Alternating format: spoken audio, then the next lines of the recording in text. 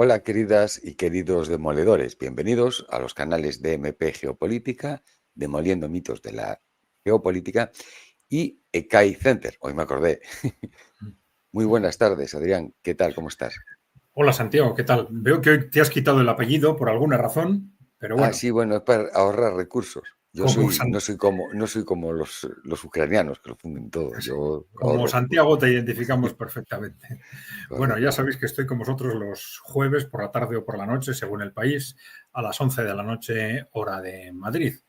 Y como siempre, pues acordaros de dejarnos preguntas y comentarios que ya sabéis que intentamos en la medida de lo posible analizar o comentar en el canal de Kai Center, que lo localicéis muy fácil, Kai con K, Center con C, tenéis ahí la dirección, ¿no? Acordaros de darle a la tecla de suscribirse si no estáis suscritos, darle a like si os gusta el vídeo. Hoy veo el título del programa es El Búnker Europa y no puedo evitar imaginarme a la señora Bortenbruggen metida allí en Bruselas, en un búnker, como en la película del hundimiento, cuando está Hitler allí, pues de verdad, Pero los veo así. te los puedes imaginar a los cuatro, ¿no? O sea, Sí, sí, sí, a sí. von der Leyen, a Macron, Steinmeier Starmer y Merz, ¿no? Los y cuatro, cada caca, y uno, la caca Calas llevándole los cafés. me olvidaba, sí, sí, y cada uno con un casco militar, por supuesto. Totalmente, allá trincherados hasta Sí. el último ucraniano. Me lo puedo imaginar perfectamente porque la verdad es que es la actitud que parece mostrarnos. Yo, Sí, el problema es, bueno, no es el problema, el segundo problema es que parece que tienen todas las tentaciones del mundo de que la segunda fase de hasta el último ucraniano sea hasta el último europeo, ¿no? claro, Porque, claro, han utilizado y siguen utilizando a Ucrania para desgastar al máximo a Rusia, después para alargar dentro de lo posible el conflicto, para dar tiempo o bien para rearmarse, que para eso necesitarán bastantes años, para implicar a Estados Unidos, ¿no? Pero al final es desgastar a Ucrania como sea, ¿no?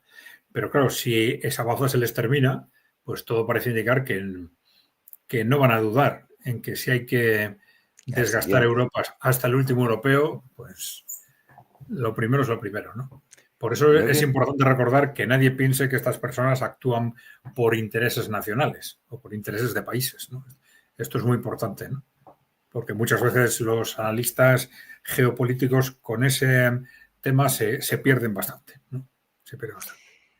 yo quería enseñarte esta noticia, ¿no? Los famosos drones, ¿no? Como ves, que atacaron Polonia. Como veis aquí, es un dron rematado con cinta aislante, con cinta americana. Debe ser que los rusos en las cadenas de montaje los hacen con cinta americana y no, que tiene trozos como si lo hubieran hecho. Es un dron Frankenstein, parece que lo hicieron con trozos, ¿no? Después lo vemos encima de un gallinero con un simple tejado de uralita o como le llamamos aquí en España, entre un montón de árboles. Se debió de posar ahí cual mariposa, debía de ser STOL, de despeje y aterrizaje vertical. Y bueno, nos venden esto como una agresión de Rusia contra la OTAN. Y el caso es que Sí, todos los que han tocaron, localizado son, como dices, hay drones Gerbera, que son eh, drones señuelo, sin claro, carga explosiva, ¿no? De estos que se lanzan para despistar a las defensas, ¿no? Y de los cuales Ucrania tiene muchos, ¿no? claro, Porque muchos de ellos caen precisamente sin estallar, ¿no? Y tiene muchos y entonces pues no hay que descartar efectivamente que no haya sido un error técnico de los rusos, sino que haya sido una maniobra de falsa bandera de los ucranianos, ¿no? bueno, incluso las dos cosas, porque podían tener preparadas allí guerra electrónica, consiguieran o no engañar a los drones rusos, pero tenerla activada para demostrar de que sí que la había y que, bueno, no sé, yo lo que veo es que no es no hay ninguna prueba, no presentaron ninguna prueba contundente, porque si la prueba contundente es esto es una risa, ¿no? Y no presentaron ninguna prueba para invocar en el artículo 4, que aparte lo hicieron bien, porque no hicieron el 5 es guerra, el 4 que ya damos espectáculo, ¿no? Y tiene que reunirse la OTAN, Sí, y mandar aviones de un sitio, de otro. Es espectáculo y es amenaza también, ¿no? Claro. Es advertencia, amenaza, ¿no? Bueno, si quieres vamos a ver un vídeo en el que Zelensky nos da su versión y de por qué, dando por supuesto que ha sido Rusia, ¿no? Y por qué Rusia puede haber hecho esto, ¿no? Correcto. Передусім Росія хотіла відповідь, а що буде? На що готові партнери? А на що готова НАТО? Політично, на що готові партнери? Далі вони подивились, а на що готові фізично? Чи готові до такої атаки партнери? Третє, якщо можу я так сказати, на мій погляд, вони також могли це зробити для того, щоб партнери не передавали системи ППО Україні перед зимою. Тому що демонструючи, що ми можемо вас атакувати, вам також це потрібно. Схоже на Путіна дуже. La teoría del trocomocho está bien estudiada porque sabían lo que querían expresar, ¿no? Sí. Bueno, yo creo que todo esto sería contradictorio con la trayectoria que ha llevado Rusia hasta ahora, al contrario de evitar caer en provocaciones, ¿no? Pero, bueno, yo creo que como hipótesis tampoco hay que descartar porque siempre hemos pensado que Rusia ha evitado caer en las provocaciones, pero que ese evitar caer en las provocaciones lleva a que haya más provocaciones y más provocaciones que Rusia en algún momento va a tener que reaccionar. Entonces, tampoco hay que descartar que en algún momento pues Rusia haga maniobras o, por ejemplo, de tanteo o de advertencia, ¿no? No hay que descartarlo, ¿no? Entonces, bueno, pues lo llamativo en este tema es la sobrereacción, ¿no? Claro. Esa invocación del artículo 4, etcétera, que revela, por un lado, esa situación de histeria, de pánico en la Unión Europea y por otro lado, pues una voluntad de amedrentar, quizás, ¿no? De advertir o amenazar, ¿no? Bien, vamos a poner el siguiente. Otra imagen que tenemos ahí, la 3. Que espera que quitar el vídeo. Bueno, esto es un detalle de como eso. Si por lo que fuese los rusos, como una de las hipótesis que decía Zelensky, lo que estaban intentando era probar qué pasaba con las defensas polacas, bueno, pues entre otras cosas han visto esto, ¿no?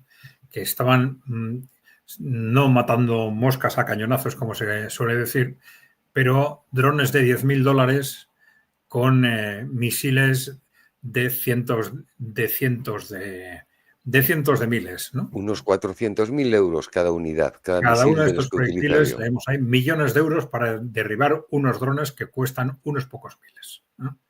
Lo que gastó la OTAN en interceptar los drones. Se reporta que para el derribo de unos cuantos drones, el precio de cada uno de los cuales no supone unos pocos miles de dólares, dicen que 5, 7, pero vamos a suponer que fuesen 10, ¿no? Se llevó a cabo con el uso de misiles IM-9 lanzados por los F-35. Cada uno de estos proyectiles cuesta al menos $400.000. Correcto. Más, cada hora de vuelo de un F-35 vale $90.000. Eso una hora más el vuelo de los F-35. ¿No? O sea, un auténtico disparate, ¿no? Bueno, y aviones AWACS que incluso mandaron 2 de repostaje, creo. O sea, montaron ahí una película por 4, como quien dice, cohetes de feria, sí. Impresionante. Y además solo lograron neutralizar una parte de los drones. Y otros aterrizan en los tejados como si fueran libélulas, pues, ¿qué te cuento? No sé. qué historias más Sí, raras se montan. no sé si los rusos, pero desde luego los polacos sí han aprendido que ese sistema para defenderse es insostenible, desde luego. Claro, indudable. ¿Y Bien. qué gana Rusia atacando así a Polonia? No, Es que yo no entiendo. no, ¿qué podría ganar si fuese Rusia? Pues lo mismo que estamos pensando en sentido contrario, pues con esas maniobras, por ejemplo, que hacen en el Báltico, esos gestos, pues podría ser una demostración de fuerza. Oye, cuidado conmigo que yo estoy dispuesto también a Pero, jugar fuerte, ¿no? Por pero ejemplo, ¿no? es que, pero esos drones, no sé, pues fuera un Gerán, por ejemplo, que lleva una carga importante, algo que asuste, porque esos son cohetes de feria prácticamente. No veas tú si le mandan un quinzal, eso sí que es una explicación buena, ¿no? Ah, se me Sí, desvió, pero toma un pero quinzal, ¿no? vamos a ponernos en el lado contrario. ¿Qué han estado haciendo Occidente? ¿Qué ha estado haciendo durante los últimos años? A partir del momento en que hace 2 años, en el 2023, se dan cuenta de que Rusia tiene ganada la guerra de desgaste, ¿no? Pues entran en esa escalada de provocaciones que van introduciendo poco a poco. Primero un arma tal, luego otro arma tal. Entonces, poquito a poquito van elevando el nivel de tensión. Entonces, bueno, no lo sé. Desde un punto de vista estratégico puede ser a ver si poquito a poquito, igual que desde Occidente, y de esto se quejaban algunos rusos, ¿no? De que por no haber respondido al principio a las provocaciones, hemos normalizado que vayan a más y que vayan a más y que vayan a más, ¿no? Sí. Pero bueno, es un cálculo estratégico por las dos partes, claro. Claro, porque también si a lo mejor desde el principio se ponen duros, los otros también. Es que también es muy fácil hablar. Claro, es que claro, si es provocación es porque el que la hace está deseando que tú te pongas Claro, duro, ¿no? La claro. cosa que tú dices, bueno, pues no voy a caer en la provocación, pero sabes que si no caes en la provocación, esto va a seguir. Y probablemente va a ir a más, como ha sucedido durante estos 2 años, ¿no? Pero bueno, vamos a estos. Bueno, aquí tienes otra interpretación de MPR-21 en este caso, ¿no? Que según esta interpretación, los drones rusos sobrevolaron Polonia como drones espía para tomar muestras radioeléctricas de los sistemas de defensa aérea de la OTAN, que protegen la ciudad polaca de Rostov, donde se encuentra el centro logístico a través del cual se suministra armamento occidental al ejército ucraniano. Yo lo veo más viable. Aunque no obstante, sinceramente, no sé si necesitarían entrar tanto en territorio polaco, porque volando desde la frontera a cierta altura, el campo que abarcan hoy en día los sistemas electrónicos, tú verás que, hombre, a ver, no es un avión, un P3 Orión, ¿no? Un P8, perdón, Orión, pero es que un avión de esos a 1.500, 2.000 kilómetros te localiza sistemas antiaéreos, te localiza todo. O sea, un dron a 100 o Sí. 200 kilómetros podría hacerlo posiblemente. De cualquier forma, salvo que el objetivo sea la provocación en sí misma, esto choca con la estrategia de Rusia hasta ahora, que Claro. ha sido siempre precisamente evitar provocaciones. Claro que eso puede cambiar, ¿no? Puede cambiar. Porque una cosa era evitar provocaciones cuando la otra parte tiene ya una estrategia de escalada que estaban hasta este año estaba articulada en conexión con Estados Unidos, ¿no? Pero ahora parece que no. Entonces podría haber por parte de Rusia un cálculo de decir, bueno, pues estos están deseando escalar el conflicto, pues vamos a hacer algo antes de que se creen el contexto adecuado para implicar a Estados Unidos, ¿no? O mientras no implican a Estados Unidos, por ejemplo, ¿no? Pero estoy especulando, ¿eh? No tengo ni idea. No, claro, es que en esto especulamos todos. Los únicos que saben de verdad lo que hicieron fueron los que lo hicieron. Y es más, a lo mejor nadie hizo nada, simplemente fue pues un accidente, atacas cerca de la frontera, guerra electrónica, entran los drones dentro del territorio polaco y punto, nada más, ¿no?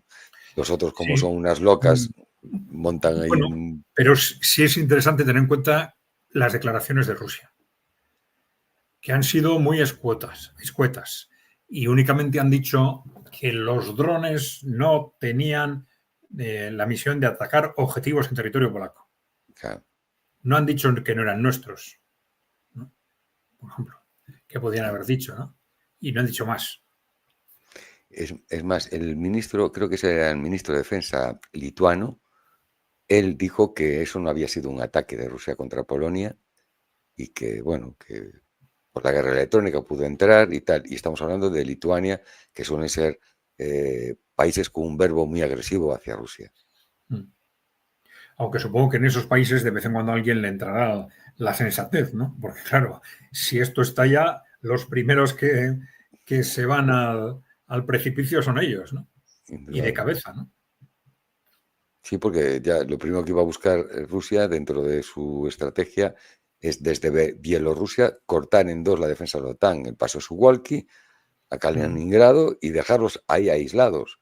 Y después asegurar el acceso al Báltico, ¿no? Ahí está, por eso digo que además el Báltico es un mar tan pequeño que entre los misiles costeros que tienen en Kaliningrado y los que tendrán en San Petersburgo allí no se mueve nadie, indudablemente. Lo bloquean totalmente, ¿no? Por eso yo no sé, nunca entendí por qué fueron siempre tan belicosos siendo nadie, ¿no? Sí. Es un poco... Bueno, porque están, como muchos otros países, funcionando por órdenes, ¿no?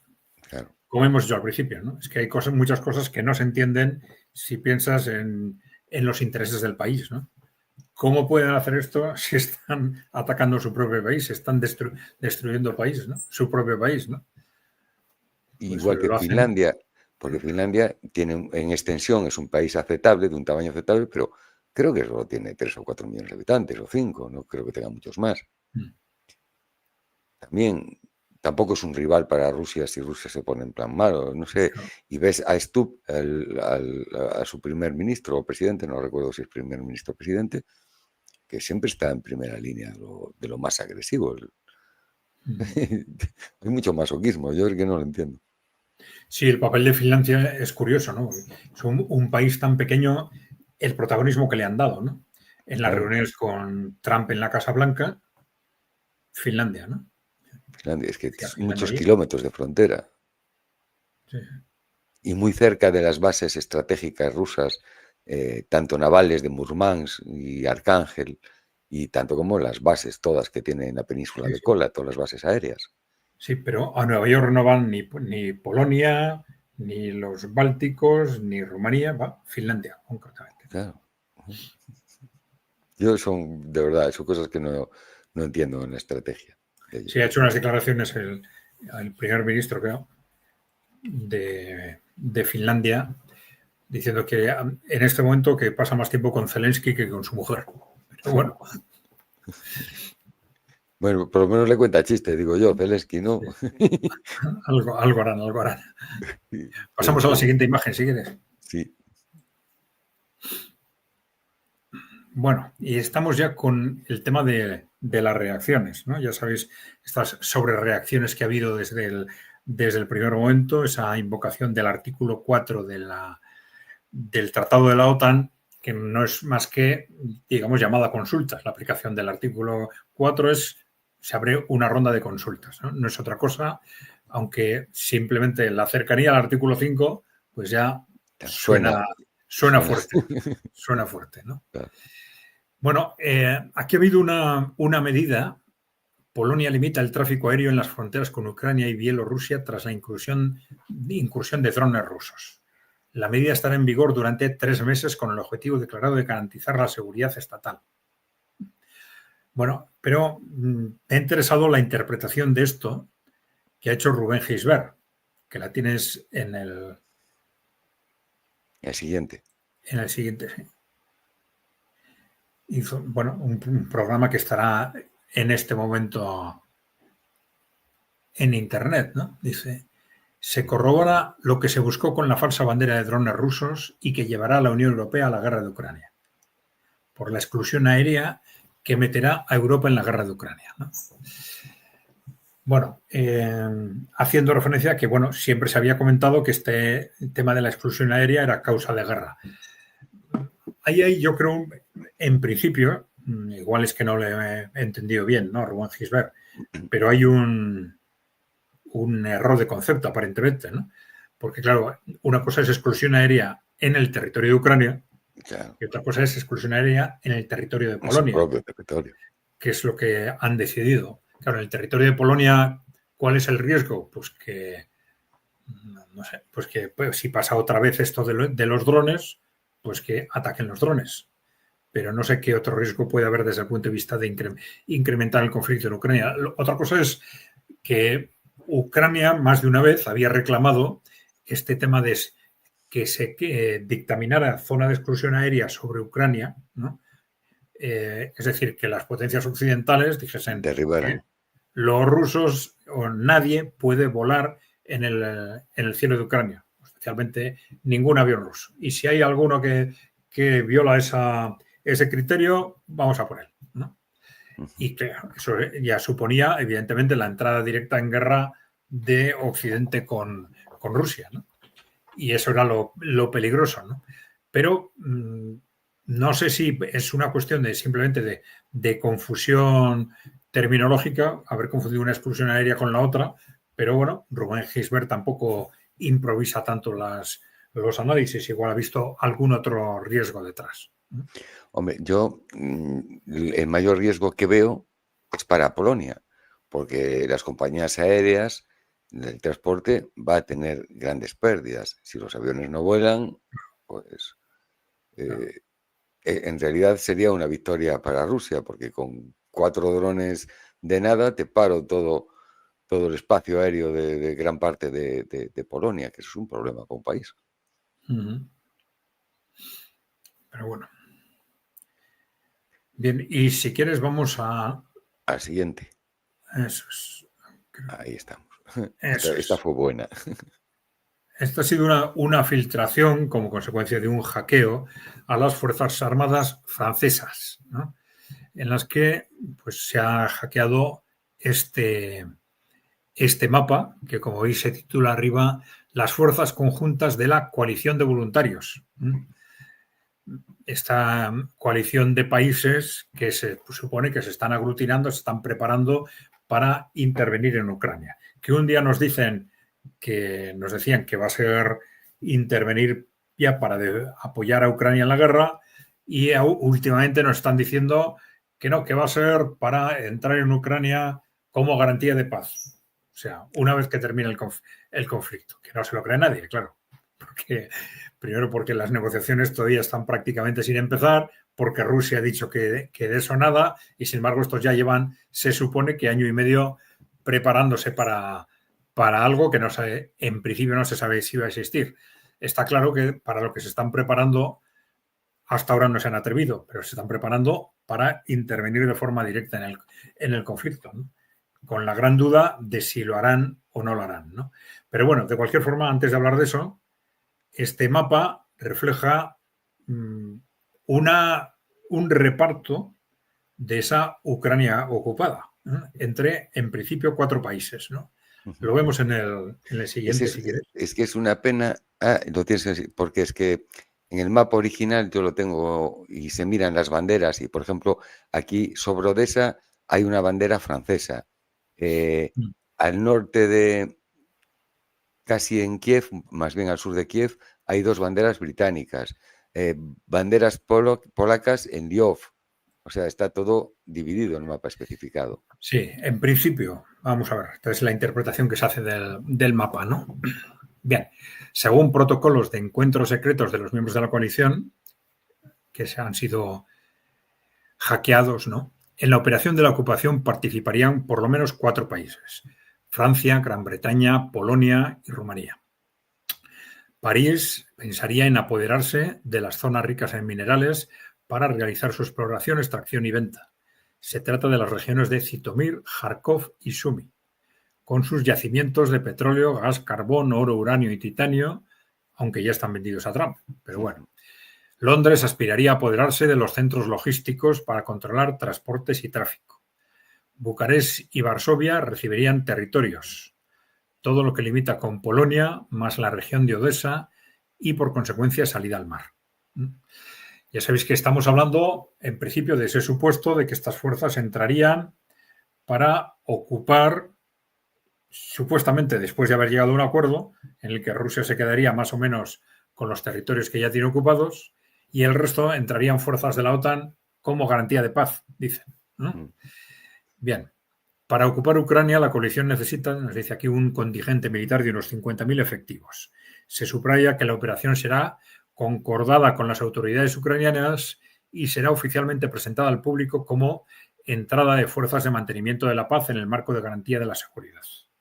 También los organizadores planean recibir de alguna manera el permiso de Rusia a realizarlo. Según lo que están diciendo, sería lo lógico, evidentemente, claro. Si es como consecuencia de un acuerdo de paz, pues en ese acuerdo de paz se dirá si va a ir la OTAN o no al otro lado, ¿no? Evidentemente, ¿no? Pero bueno, como realmente no es eso, sí. Pienso yo que para que reconociera eso, o sea, permitiera eso Rusia, dejar de entrar las tropas y repartirse hacia Ucrania, como mínimo tenían que reconocerle las posesiones que ya tiene, lo que tiene ocupado, reconocido internacionalmente. O sea, no de eso de facto, ¿no? Como quieren reconocer de que sí, vale, lo tienes tú, pero Ucrania no lo reconoce, ¿no? Sino tendría que ser reconocido por Ucrania e incluso internacionalmente. Si no, no creo que permitiera nunca eso a Rusia. No, sería absurdo, ¿no? Sería haber realizado esta guerra simplemente para mantener el problema, incluso peor que antes, unos kilómetros más allá, ¿no? Claro. Yo creo que Rusia tiene muy claro que, independientemente de qué regiones se incorporen a la Federación Rusa, que el resto de Ucrania tiene que tener un estatus neutral. Y eso es incompatible con la ocupación por los ejércitos de la OTAN, evidentemente. Indudable. Además, yo también te digo una cosa. Dicen 50.000 hombres. Con la extensión que tiene Ucrania y las cifras de hombres en combate que tienen ambos países, es que 50.000 hombres es lo que utilizan en una ofensiva, poco más o menos. En Bakhmut combatían 50.000 hombres.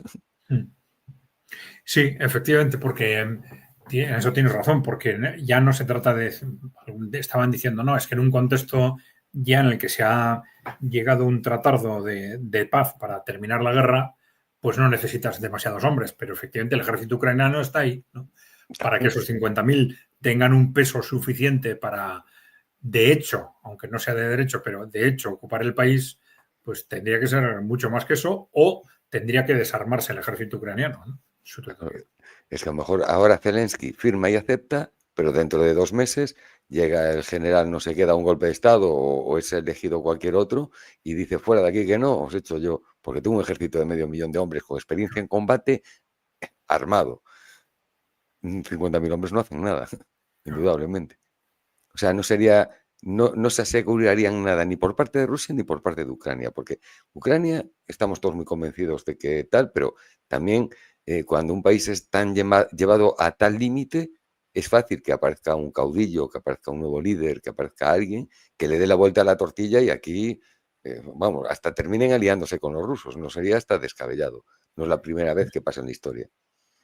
Sí, sí. La verdad es que en esas situaciones ya desesperadas puede pasar cualquier cosa, ¿no? Claro. Es que si encima de estar en guerra vienes tú y me ocupas, que yo no soy tonto, vienes aquí a ocuparme, a llevarte mis minerales, a llevarte no sé qué, bueno, a lo mejor cojo y digo, no, pues sí. Al final casi voy a estar mejor con los rusos, que me van a quitar menos. Y además es que hasta lo han puesto por escrito. Claro, es que es muy fuerte, es aceptar que repartan tu país así, ni más ni menos. Es increíble. Bueno, el tema de hoy era, o es el búnker Europa, ¿no? Claro, el tema es, independientemente de todo este tipo de reacciones que sobre la cuenta de lo que ha sucedido estos días, que tienen que ver con esa estrategia de bunkerización, ¿no? Pero nos encontramos con una bunkerización en distintos ámbitos, ¿no? Bunkerización en la defensa, ¿no? Estamos dándole la vuelta a todo lo que ha sido las políticas de defensa o militares, si se quiere, ¿no? De las últimas décadas para lanzar a nuestros países a una estrategia de militarización, en principio aparentemente radical, ¿no? Claro, esto va a ser una militarización efectiva dependiendo de cuánto tiempo dure, ¿no? Claro, no hay que descartar que si Rusia gana la guerra y de pronto cambia el mapa geopolítico, el contexto geopolítico radicalmente, pues que todas esas estrategias de militarización puedan dejar de tener sentido, ¿no? pero en principio, claro, se está apostando por ese incremento de los presupuestos hasta el 5%, ¿no? Hasta el 5% para empezar, porque el propio Mark Rutte en el Parlamento Europeo dijo que si no se contaba con Estados Unidos, pues que ese 3,5, ese 5%, pues que tendría que ir al 8 o al 10%, ¿no? Para que Europa pudiese hacer frente por sí misma a Estados Unidos, perdón, a Rusia, ¿no? Claro, tampoco dijo durante cuántos años.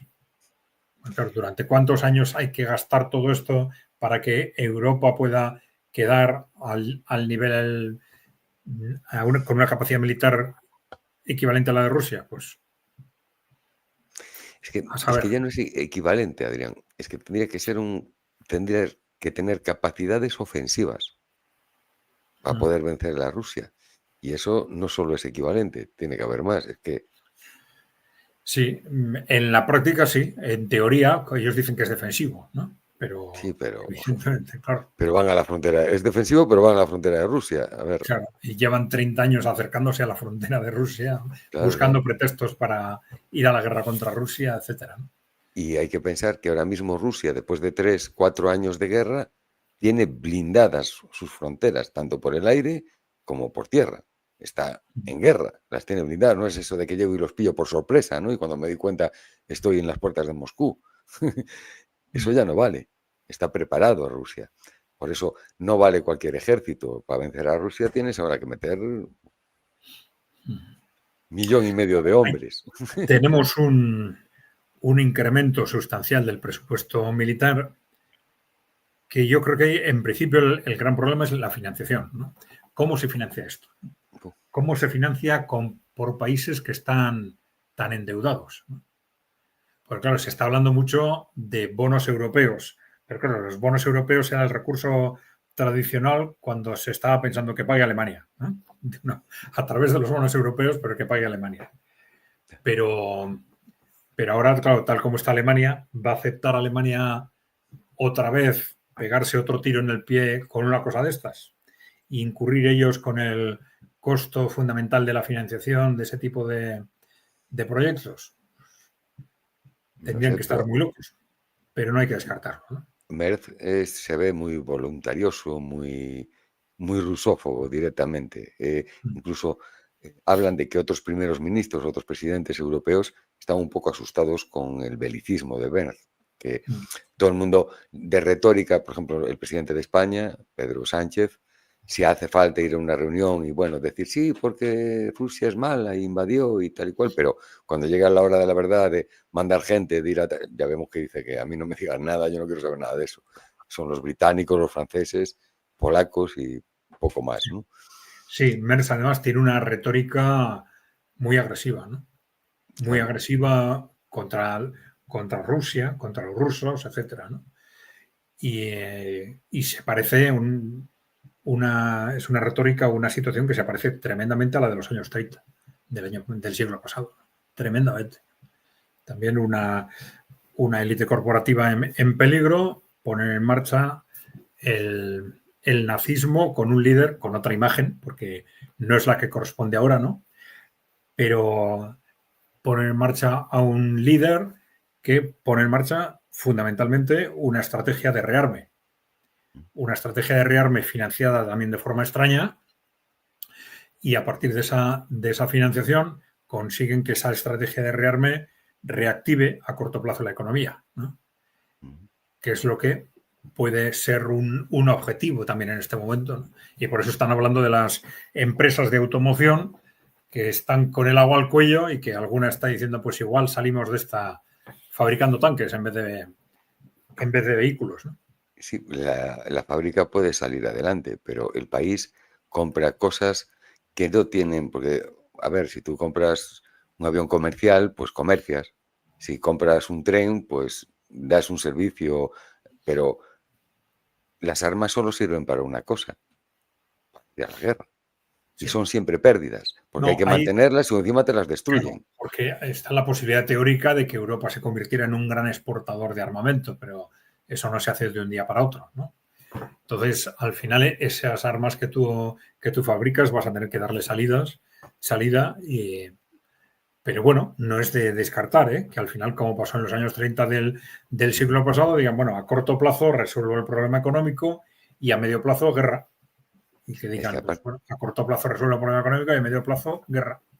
Y aparte es que ves los tempos y como dices tú, es que se parte tanto al 33, porque no olvidemos que Hitler llegó al poder ganando unas elecciones, indudablemente.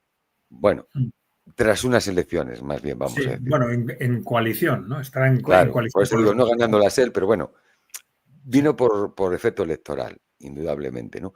Y también el plan fue hacer las autobahn y los ferrocarriles para poder mover tropas entre este y oeste con rapidez, y está haciendo Merck lo mismo. Ha creado toda una red de ferrocarriles para conectar con los países, con Polonia, etcétera, etcétera. Es que parece que se están calzando las botas de Hitler, ¿no? En Alemania. Sí. Bueno, sí, en Alemania muy claramente, y al final estamos toda Europa en esa dinámica esta vez, ¿no? Toda Europa occidental, por lo menos, ¿no? Sí, aparte es que nos vemos empujados, claro. Los líderes de la Unión Europea, que son Francia y Alemania, más el jefe de la Unión Europea, que es los anglosajones, los británicos, que están para ir hacia adelante, ¿no? Están en la misma dinámica, sí. Por eso nosotros comentábamos con el tema de Macron, que, bueno, y lo hemos comentado antes de empezar, creo, ¿no? Que por muchas dificultades que tenga, la experiencia nos dice que le van a aguantar hasta el final, le van a mantener hasta el final, ¿no? No van a evitar riesgos de cambio político a toda costa, en países sobre todo como Francia o Alemania, que son el soporte fundamental de la Unión Europea, ¿no?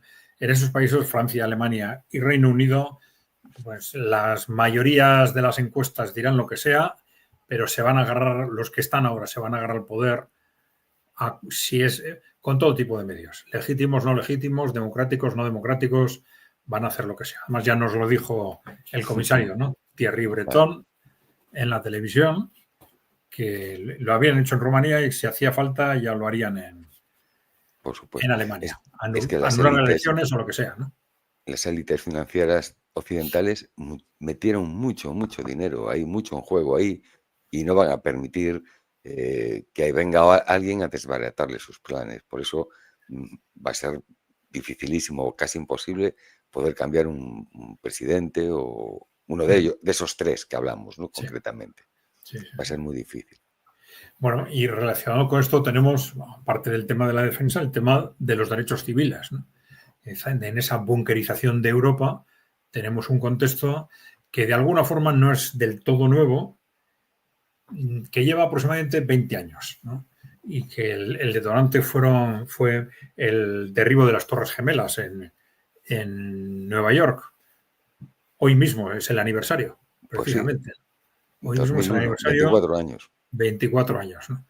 Pues justo a raíz de ese ataque se aprobó la ley patriota en Estados Unidos, ya restringiendo determinados derechos con razones, pues esto, de combatir el terrorismo, como se hayan hecho en otros países, ¿no? Pero es igual, luego desaparece el riesgo de terrorismo y la ley se mantiene, ¿no? Claro. Y luego aparecen otras leyes, en España, pues que si la ley Mordaza, pues hay que cambiarla, luego llegan otros al gobierno y ahí se queda, ¿no? Entonces, poquito a poquito se han ido restringiendo derechos. La impresión es que ya a principios de siglo las élites se daban cuenta de que el riesgo de colapso a largo plazo es muy alto, porque el sistema económico no estaba funcionando, el modelo económico neoliberal, ¿no? Es decir, llevaba funcionando artificialmente desde los años 80, con más deuda y más deuda y más deuda, ¿no? Y con hundimiento demográfico, ¿no? Que las dos cosas están relacionadas, ¿no? Pero bueno, sabían que con todos los medios que se habían utilizado, pues que aquello no podía durar. Entonces, a medio plazo, pues que podía haber fácilmente un estallido y, por lo tanto, poco a poco había que ir acostumbrando a la sociedad a más controles, ¿no? A una sociedad más controlada, ¿no? Y luego vino, después de esas medidas restrictivas que han continuado, ¿no? Vinieron la censura, ¿no? La censura en Internet, bueno, las redes pusieron en marcha las redes sociales para controlar Internet, luego la censura en Internet, primero por las redes sociales, luego la censura por parte de los gobiernos.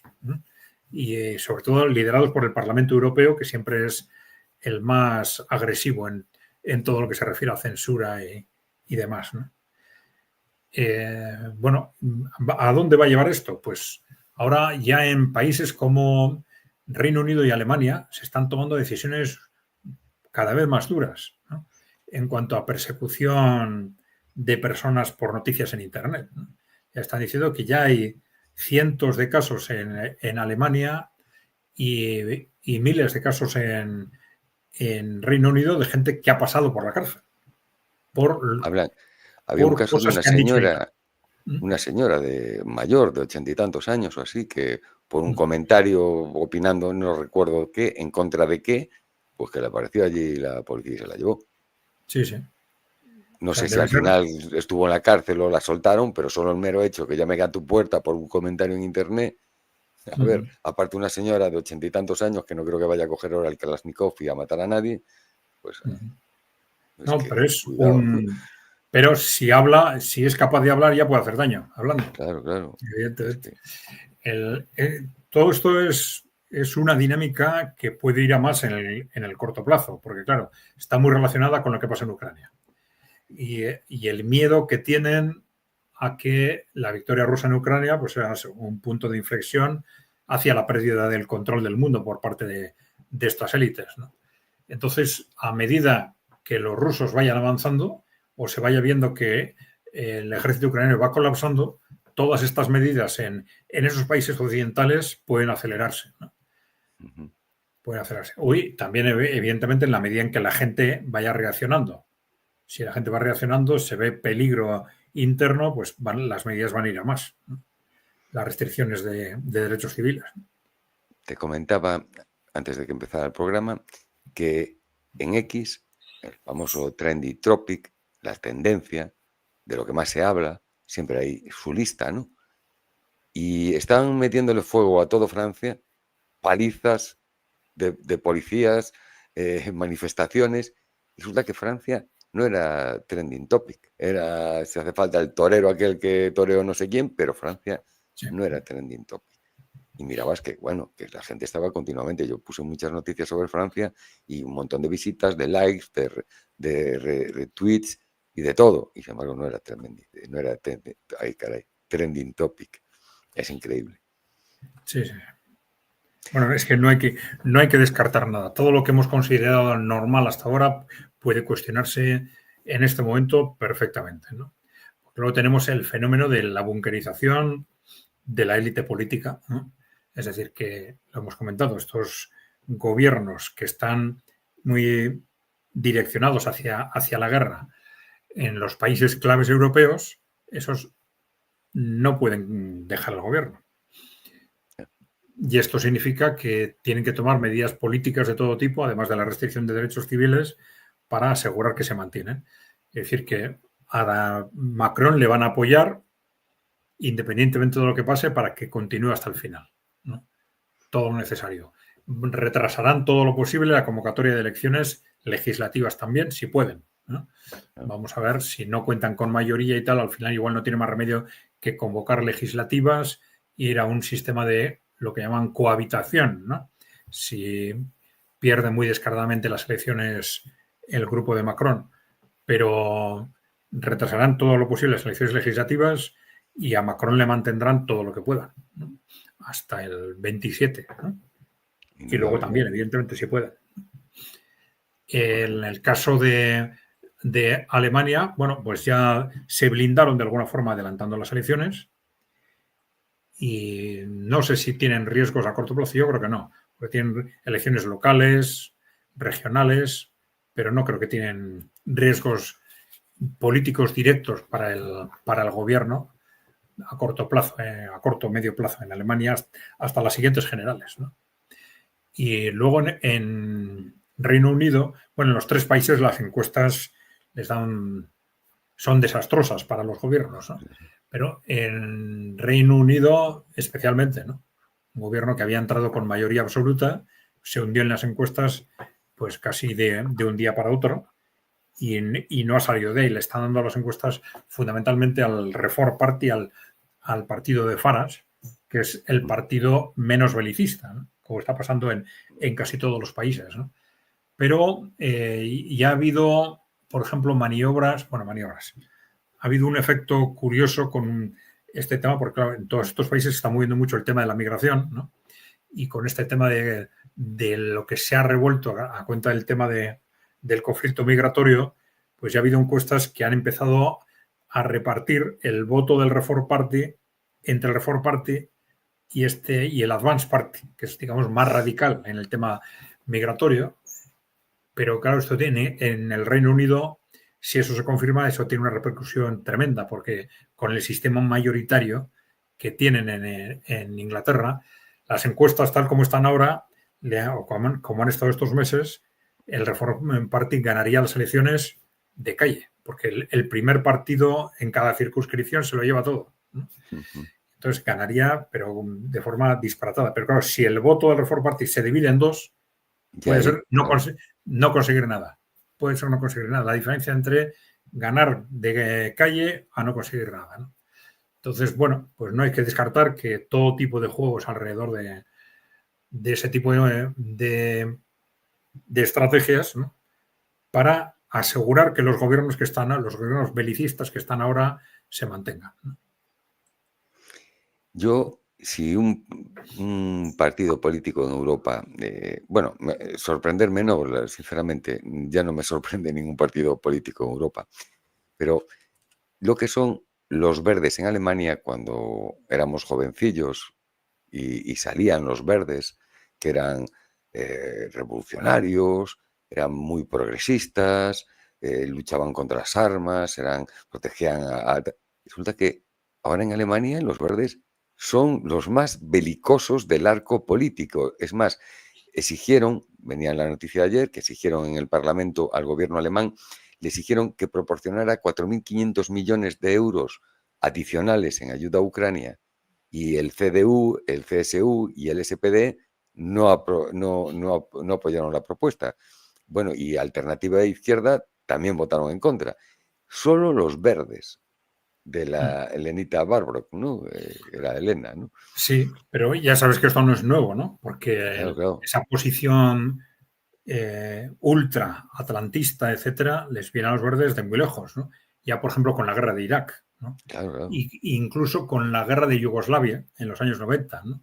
Sí. Y con este Fischer, ¿no? Que era de lo más atlantista que había en Europa, el ministro Fischer, ¿no? Fischer. Y claro, es que durante muchos años, cuando hemos sido jóvenes, como tú decías, y después, independientemente de cómo valoráramos a unas u otras fuerzas políticas, nos hemos fiado de lo que decían. Decíamos, este dice que es verde, Indulgentes éramos. este dice que es de izquierda, pues será de izquierda. Este Claro. dice que es de centro, será de centro, ¿no?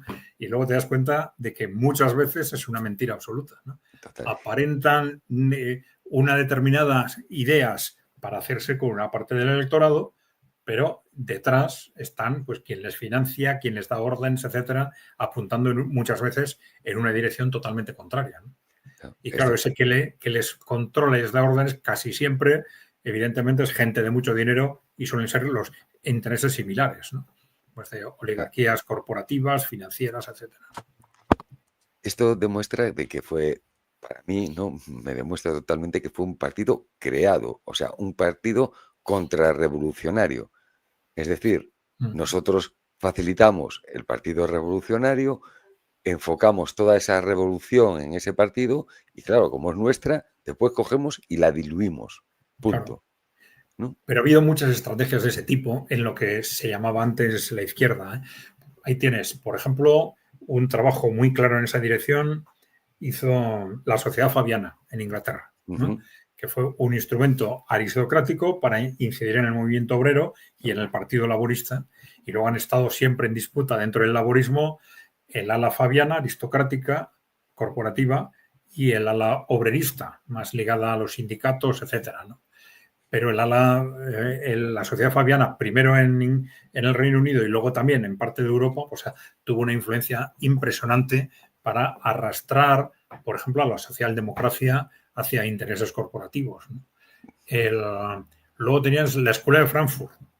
La Escuela de Frankfurt, que también, en el momento en que se desplazan en los años 30 a Estados Unidos, pues empiezan a ponerse al sueldo de los intereses corporativos y empiezan a desarrollar su ideología al servicio de sus intereses corporativos, también dentro del marco de la Guerra Fría, y que luego crearon las bases conceptuales de una buena parte de lo que fue, lo que luego ha sido el posmodernismo, el posmocapitalismo, etcétera, ¿no? Que algunos argumentan en base a esto ese concepto del marxismo cultural de Estados Unidos, ¿no? Y más, pues tenemos el trotskismo, por ejemplo, ¿no? Que el trotskismo, no voy a hablar de la figura de Trotsky en concreto, pero sí desde el principio estuvo muy relacionado con intereses corporativos occidentales no solo de Alemania, como a veces se menciona, que no eran más que intereses corporativos, eran intereses nacionales de Alemania, sino con intereses de la inteligencia británica a través de un Parbus. No sé si has oído hablar de Parbus, Sí. que era un gran teórico marxista, aparentemente marxista, pero que fue el que inspiró muchas de las teorías de Trotsky, como la revolución permanente. Es el concepto del globalismo, en buena parte de Parbus hacia el trotskismo por un lado y luego hacia los neoconservadores, ¿no? Entonces, y el trotskismo siempre ha hecho esta función con un pretexto con otro, digamos, durante toda la Guerra Fría, de, digamos, desarticular las posiciones de la izquierda para alejar a la izquierda de las posiciones de la Unión Soviética, ¿no? Y siempre han hecho esa función, ¿no? Y muy, muy significativo fue que ellos decían que no, que ellos estaban en contra del stalinismo, ¿no? Pero se va Stalin y ellos siguen manteniendo la misma posición. Y se liquida la Unión Soviética y siguen manteniendo la misma posición contra China o contra los países árabes en el caso de la primavera árabe, luego contra Rusia. Al final siempre es contra los enemigos de la Alianza Atlántica, digamos. O sea que, y cosas de esas pues pasan mucho, por ejemplo, en muchas agentes del movimiento Antifa, movimientos que se dicen marxistas pero en realidad están manipulados, etcétera, ¿no? Y entonces la posición internacional de estos movimientos es un referente muy claro para ver realmente a qué intereses responden. Aquí en España tuvimos el felipismo y cómo destruyeron el PSOE en el Congreso de Suresmes. Y como pasó de ser un partido republicano, obrero, socialista, a de repente ser monárquico, otanista y liberal, porque prácticamente es un partido liberal, ¿no? Nos engañan como a chinos, Adrián. Sí, así es. Bueno, y dentro de esa bunkerización de Europa tenemos lo más peligroso, es el riesgo de guerra, ¿no? Que esa bunkerización nos lleve a un riesgo de guerra. Ahí tenemos, hemos hablado de este tema del despliegue de tropas regulares en Ucrania, y ahí sería interesante preguntarles a los que nos siguen, a los que nos escuchan en este programa, a ver qué piensan, ¿no? Si al final se van a atrever o no a desplazar tropas, no como están diciendo, como fuerzas de paz, sino antes de que termine, que es en realidad en lo que están pensando, ¿no? Lo que están haciendo, que es una mera amenaza, un mero incitar a Estados Unidos a ver si Estados Unidos se anima, o se van a atrever a desplazar esas 50, 70.000, 100.000 tropas a Ucrania a pesar de enfrentarse con los rusos, ¿no? Claro, el riesgo evidentemente va a ir a más estos meses, por lo que hemos comentado. A medida que va colapsando el ejército ucraniano, van avanzando los rusos, pues el riesgo de que suceda lo que para ellos es inaceptable, que Rusia gane la guerra, es cada vez mayor. Y entonces también las tentaciones de ver, bueno, vamos a ver si se atreven o no a hacerlo, ¿no? Porque saben que Rusia los va a aplastar. Pero la apuesta es, Rusia los va a aplastar, pero mientras tanto, o porque nos aplastan, igual Estados Unidos no tiene más remedio que venir. Este sería un poco el juego, ¿no? Juegos peligrosos, ¿no? Porque total, claro, los que morimos somos los pobres, indudablemente. Claro. No, por eso lo que hemos dicho al principio es fundamental para entender todo lo que pasa en geopolítica, sobre todo en Europa y en Estados Unidos. Esto no tiene nada que ver con intereses nacionales, ¿no? Son estas élites que se ven en peligro y están dispuestas a hacer lo que sea con nosotros, claro, no Claro, con claro. ellos, claro. Ellos ya bastante hacen que te animan y ponen el capital para que vayas a morir dignamente allí Claro. por sus intereses, ¿no? Nos están llevando ahí, indudablemente. Porque, por otra parte, pero claro, siempre está esa doble interpretación de si simplemente amenaza hacia Rusia o realmente tienen intenciones, ¿no? Están acumulando tropas en Rumanía pensando en un posible desembarco en la zona de Odessa, claro. Que ya hay muchas tropas mercenarias o irregulares, vamos a decir, de la OTAN en Odessa, pero esto ya sería un desembarco de tropas regulares desde Rumanía, ¿no? Y bueno, vamos a ver si se van a atrever o no. Y yo supongo que tiene mucho que ver con lo que pasa en Estados Unidos, ¿no? Pues sí.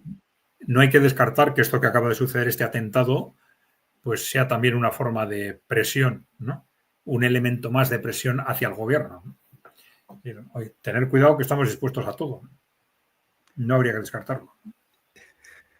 Sí, la verdad. A ver si hay, a ver, dice aquí, estuve poniendo que, por ejemplo, Pesti dice que no se van a atrever por dos motivos, pienso yo. El principal se llama Oresnik y el segundo, Revolución Popular Interna. Y pues sí, yo creo que, bueno, a Oresnik a lo mejor son tan inconscientes que no se lo han pensado, pero que pueda terminar habiendo un levantamiento interno, porque yo creo que la gente puede aguantar, bueno, le quitas el dinero, aguanta, vives peor, aguanta, tengo peor médico, aguanto, pero mandas a mi hijo al frente, a mi yerno, a mi nieto y a mí, por supuesto, y ahí igual cambia mucho la película, ¿no? Ucrania aguantaba, ¿no? Ya, pero es que Ucrania tampoco... Es que tuvieron tiempo de implantar una dictadura muy férrea, porque a mí me hace gracia cuando hablan de democracia, pero aún el otro día publiqué yo un vídeo donde se miraba a ciudadanos vestidos de civil entrenando con música de fondo y tiros al aire y haciéndolos gritándoles y tal. O sea, no les tenían ni uniforme. Vamos, me imagino el entrenamiento que era. Bueno, el entrenamiento no era nada, porque iban los hombres tirados en el suelo pegando barrigazos, como decíamos Sí, en la mili, arrastrándose por el suelo, sí. y punto, ¿no? Eso es todo el entrenamiento que le estaban dando, ¿no? No sé si las ablandadas, porque hay que reconocer, en Europa hoy en día, en Europa occidental, las generaciones están muy ablandadas, no estamos acostumbrados a sufrir, no como nuestros padres, que sí estaban acostumbrados a sufrir, vivieron guerras, Nosotros llevamos demasiados años viviendo bien en una buena situación económica y social. Sí, y otro ¿Cómo factor muy despedir? importante es que en muchos países no hay oposición real. Es decir, que tendría que haber alguien que desde el principio diga, no, el gobierno dice que vayamos a la guerra, pero no hay que ir a la guerra, ¿no? No hay. ¿Qué grupos políticos iban a hacer eso? Pues en muchos países igual no había. O son grupos extraparlamentarios, o tendría ya que calentarse mucho la situación en el propio país entre los ciudadanos para obligar a los grupos políticos a cambiar su posición. Pero para evitar eso está lo que hemos comentado antes, la censura, las restricciones de derechos civiles, etcétera, ¿no? Y claro, lo que están haciendo, lo que hemos comentado antes, están enviando a la cárcel ya en el Reino Unido y en Alemania a un montón de gente por opinar en las redes sociales. Entonces hay que contar con cualquier cosa en el ámbito de restricción de derechos civiles, cualquier cosa que pueda entorpecer ese camino hacia la guerra, si creen que eso es lo que hay que hacer. Y estar atentos, porque es fácil hacer un atentado de falsa bandera a nosotros mismos, no diciendo que son los rusos, simplemente pues grupos extremistas de extrema izquierda con acento ruso, por decir cualquier tontería, ¿no? Y eso es fácilmente un motivo para instalar, pues, vamos a decir, semi-estado marcial, donde se controlan mucho más todavía las opiniones, donde se controla un estado más policial. Y una vez que entras ahí, después es muy difícil, porque ellos cogen sus posiciones y tú como pueblo no tienes armas, no tienes el poder tecnológico que tienen ellos de control y Sí. Sí, es Porque mucho más esa es otra, restrictivo. porque casi todos los países, también en España, por ejemplo, han aprobado leyes de seguridad que en principio no restringen por sí mismos ningún derecho, pero que autorizan al gobierno a restringirlos en caso de determinados riesgos de seguridad, etcétera. Con lo cual ya tienen preparado los instrumentos para que cuando las cosas se pongan más duras, restringir los derechos civiles en cuanto sea necesario. Claro, es que hay que acordarse que la ley Mordaza es durísima, ¿eh? Que no le estén aplicando o que la apliquen en momentos muy concretos cuando quieren, perdón la expresión, joder a alguien, ¿no? Pero no olvidemos que sí, que aquí como somos un país muy democrático no te meten en la cárcel, pero te pueden meter una multa de 400, 500 o 600.000 euros y eso no es meterte en la cárcel, pero es echarte de la sociedad.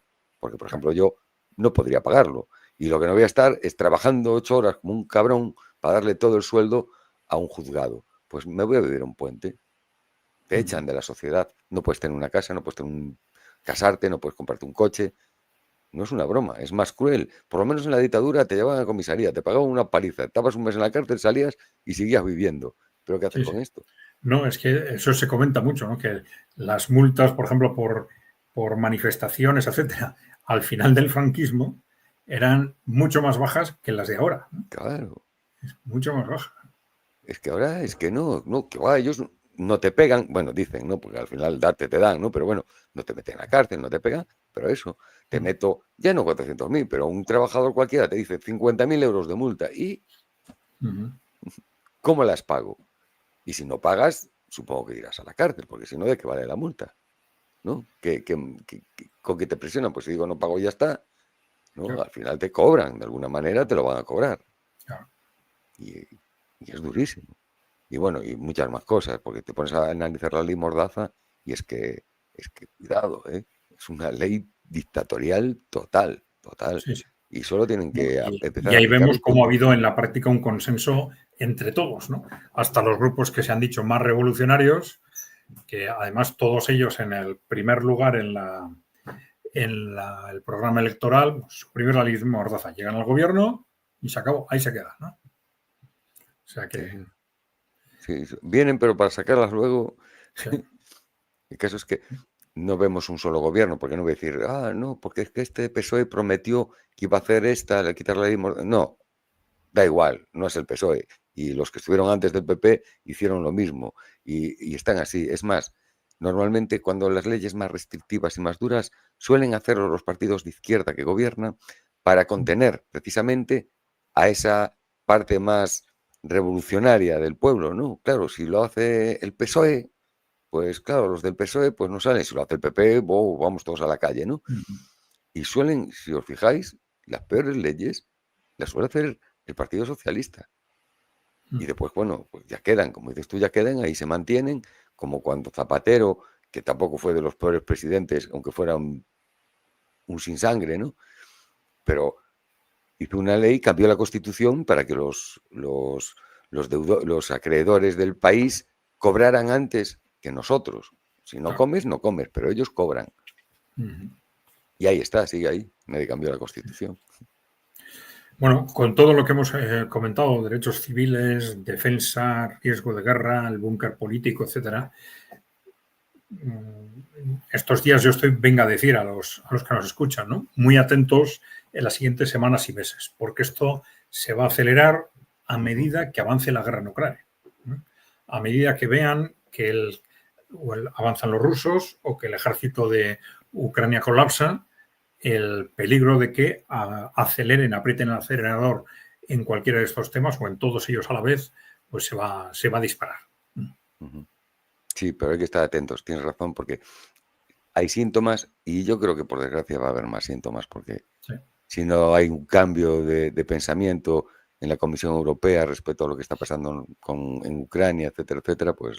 Sí, porque claro, va a ir si a peor. fuese pensamiento podría cambiar, pero como son intereses y esta gente está tan aprisionada por los intereses corporativos, pues Claro.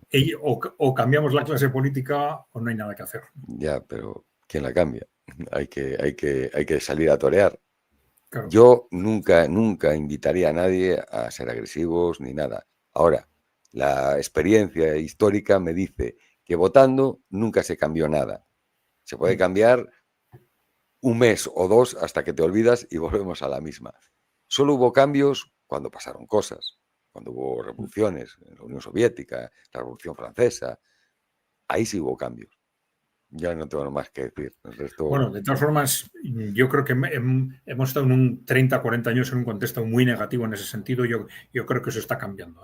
Es decir, cuando termina la Guerra Fría, ya sabes, pues las corporaciones se sienten dueñas de todo, desaparecen realmente las opciones políticas, pero yo creo que con el cambio geopolítico eso se está, en alguna forma, se va a ir flexibilizando en los próximos años. Pero bueno, vamos a ver.